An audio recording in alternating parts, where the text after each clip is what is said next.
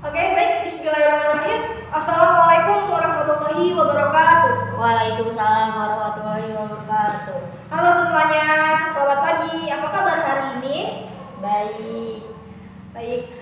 Teman-teman semua, kakak minta izin waktunya ya sebentar ke kalian. Mungkin kalian bertanya-tanya nih, kakak ini datang ke sini tujuannya untuk apa? Nah, sebelum kakak membahas, kita perkenalan diri terlebih dahulu ya. Jadi, perkenalkan, nama kakak Rizka Nur Soleha. Kakak mahasiswi UIN Sultan Maulana Hasanuddin Banten, semester 5, jurusan Bimbingan Konseling Islam.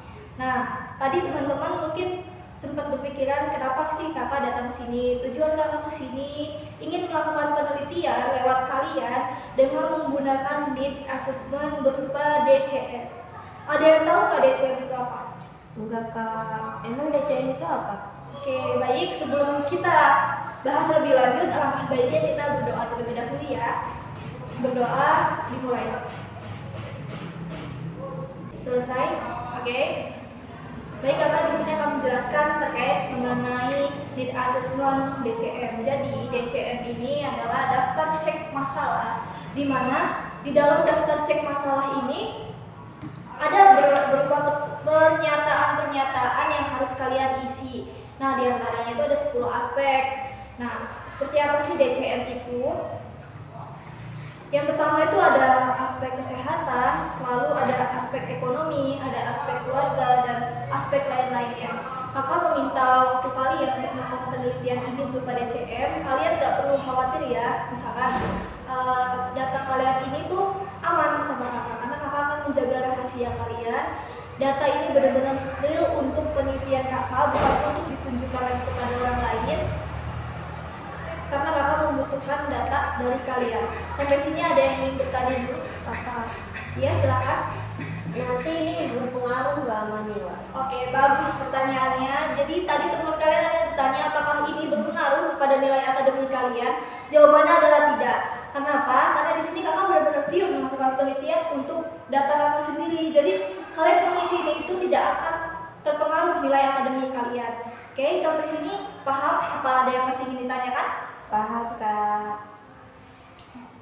Baik, kalau misalkan paham, kakak minta kalian siapkan dulu alat tulis di atas meja. Ayo disiapkan. Sudah semua? Sudah kak. Nah, di sini kakak akan menjelaskan dulu ya bagaimana tata cara kalian harus mengisi DCM-nya ini. Yang pertama,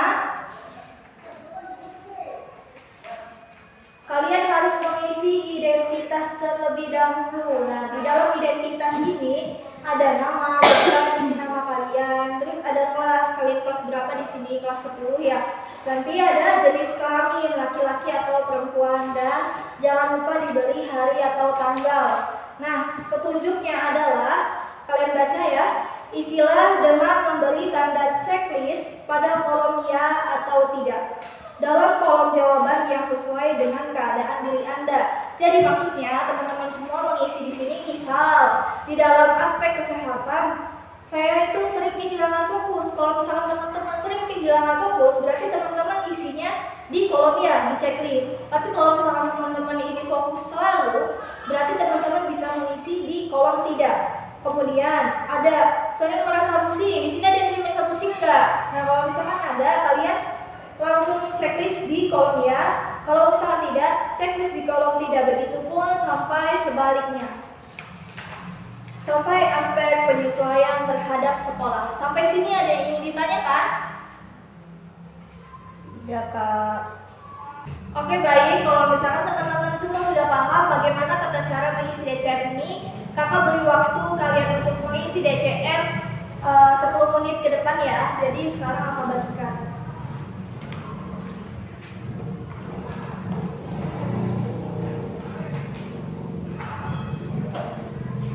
Dioper aja ke belakang deh. Ya. Ya, itu jangan lupa ya diisi identitas kalian. Isi dulu. Ya, ini nama, kelasnya, jenis kelamin, hari tanggal. Ada yang kesulitan mengisinya? Tidak ada.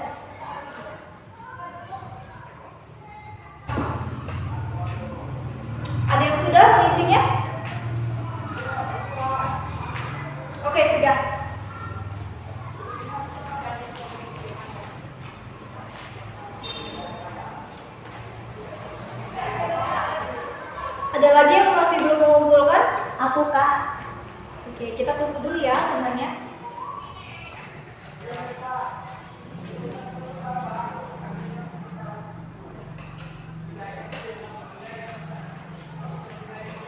Kak udah. Udah.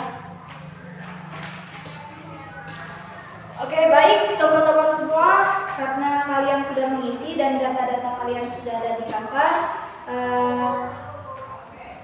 kakak akan datang kembali nanti setelah menganalisis hasil dari data yang kakak peroleh di kelas ini, kelas 10B ya. Nah, terima kasih teman-teman semua sudah menyempatkan waktunya untuk kakak. Kurang lebihnya mohon maaf. Wassalamualaikum warahmatullahi wabarakatuh. Untuk tata cara mengolah DCM, kita melihat di sini ada analisis per item pernyataan masalah pada DCM.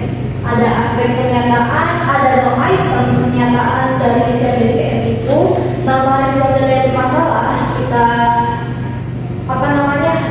blurkan. Yang kedua itu jumlah responden yang bermasalah bisa disingkat dengan MM.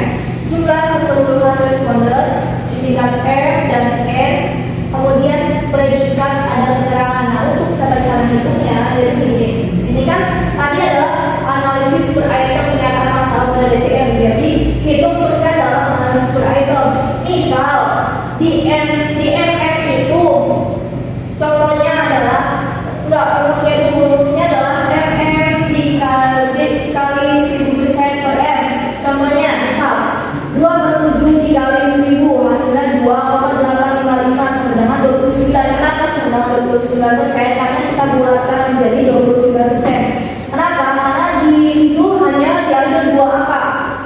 Nah, kalau misalkan di data saya di klien M itu jumlah responden yang bermasalahnya hanya 1. Nah, terus ada juga keseluruhan responden itu 5 karena saya mengambil 5. Jadi 1 dikali 1000 terus per 5 sama dengan 20%. Kemudian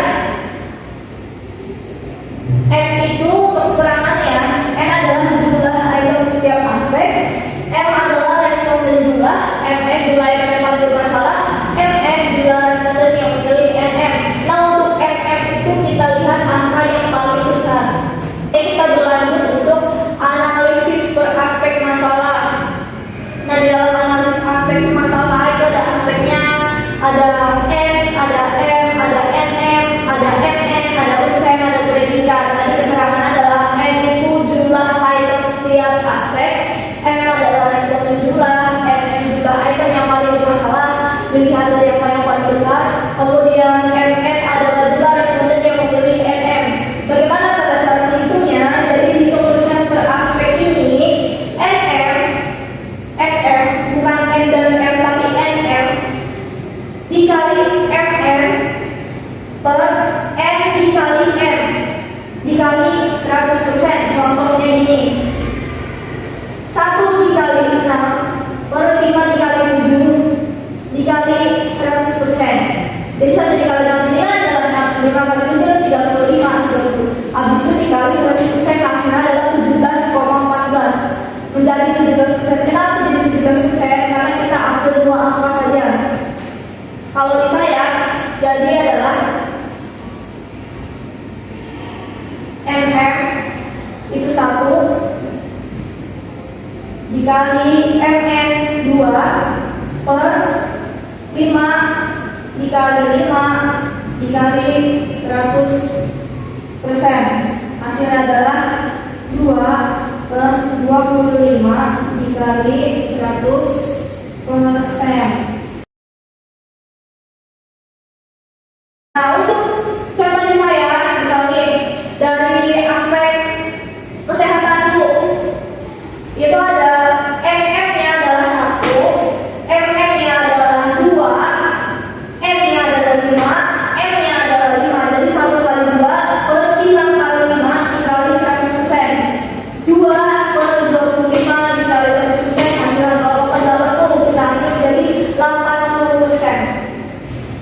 Seperti itu. Bismillahirrahmanirrahim. Assalamualaikum warahmatullahi wabarakatuh. Waalaikumsalam.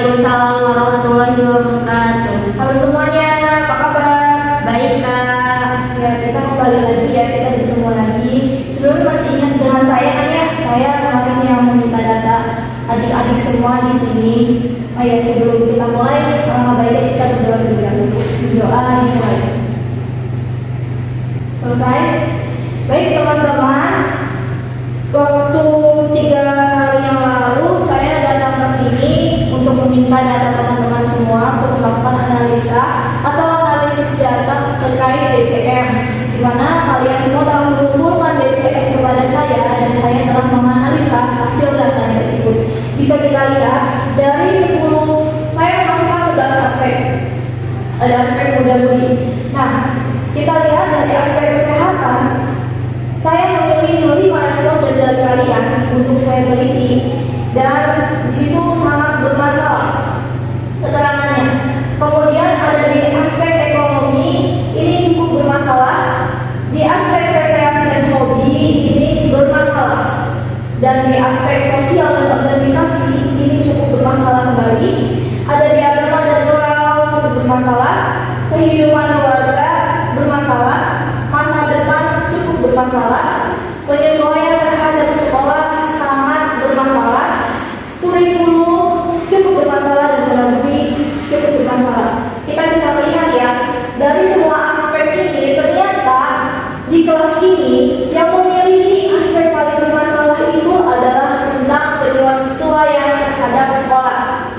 Nah, maka dari ini saya ingin menyampaikan kepada teman-teman semua, ternyata teman-teman semua di sini sebagian yang telah saya olah datanya memiliki masalah dengan sekolah, penyesuaian terhadap sekolah. Apa sih yang harus saya lakukan? Saya ingin melakukan program BK untuk tema penyesuaian terhadap sekolah. Baik teman-teman, ini dia hasil program BK yang telah saya buat. Jadi ada bidang layanan di bidang layanan pribadi.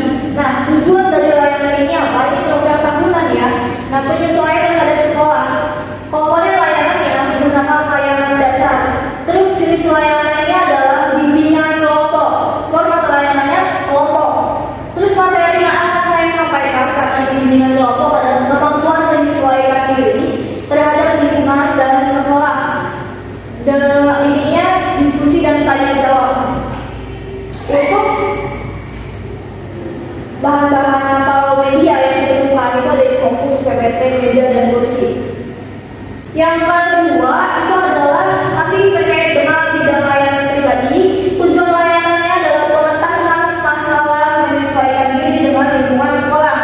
Nah, komponen layanannya adalah layanan responsif, kemudian jenis layanannya konseling individual, format layanannya individu, materi layanannya adalah cara-cara agar dapat menyesuaikan diri dengan baik di lingkungan maupun di sekolah. Kemudian metodenya itu tanya jawab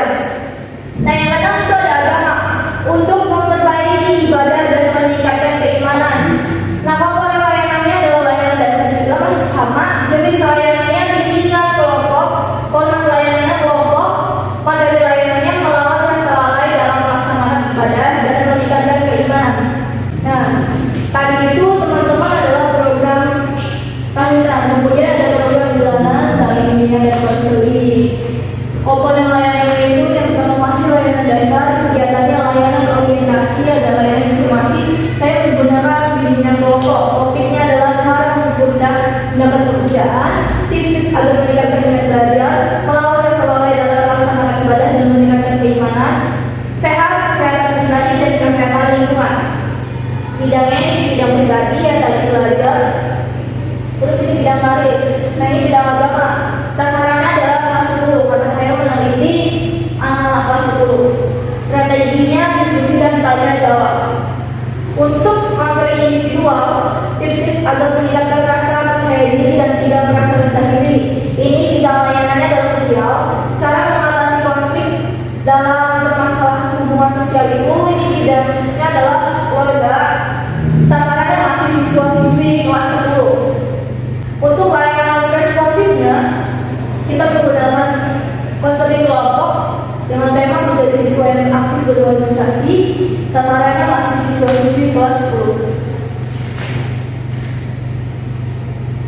Nah ini adalah program harian, bimbingan dan konseling. Jadi bimbingan kelompok itu saya akan mengadakan bimbingan kelompok di hari Senin, Rabu, Kamis. Ini minggu ke-1, minggu ke-2 itu Senin, Selasa, Kamis. Untuk minggu ketiga itu adalah Senin, Rabu, Jumat. Untuk minggu keempat itu Senin, Rabu.